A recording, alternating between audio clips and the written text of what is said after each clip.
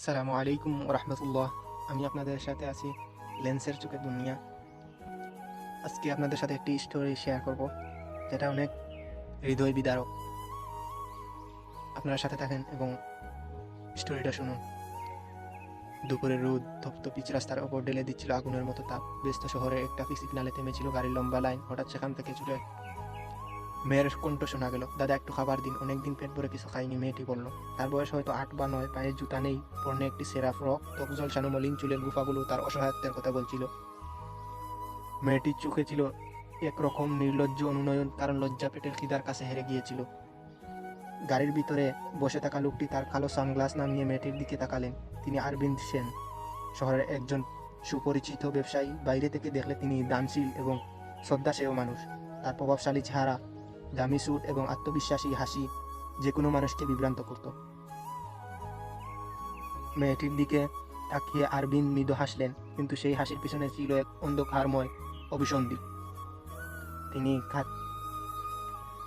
তিনি গাড়ির কাছ নামিয়ে বললেন, তুমি ক্ষুধার্ত? শুধু তোমাকে নয়, তোমার পরিবারকেও আমি সাহায্য করব। তোমাকে নতুন জামা কিনে দেবো, তোমার ভবিষ্যৎ গড়ে তুলব।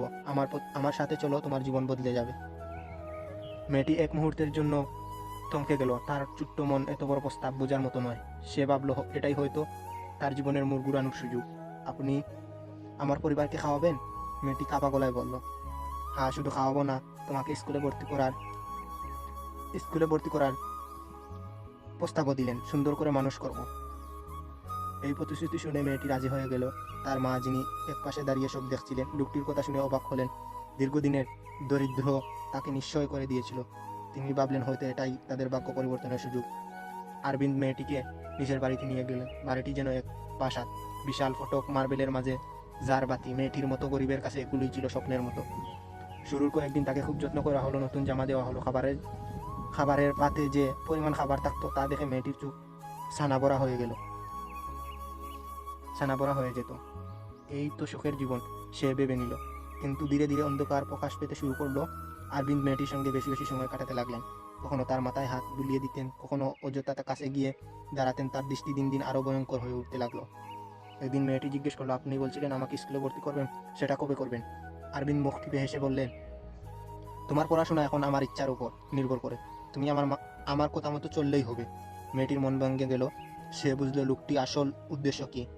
এক রাতে মেয়েটি পালানোর চেষ্টা করলো। জানালার গ্রিল খুলে নিচে নামতে যাচ্ছিল, তখন বাড়ি এক পাহারাদার তাকে ধরে ফেললো। পালানোর কথা শুনে অরবিন্দ রেগে উঠলেন, কিন্তু তার রাগ যতটা বাইরে দেখালেন তার চেয়েও বেশি পরিকল্পনা করলেন ভিতরে।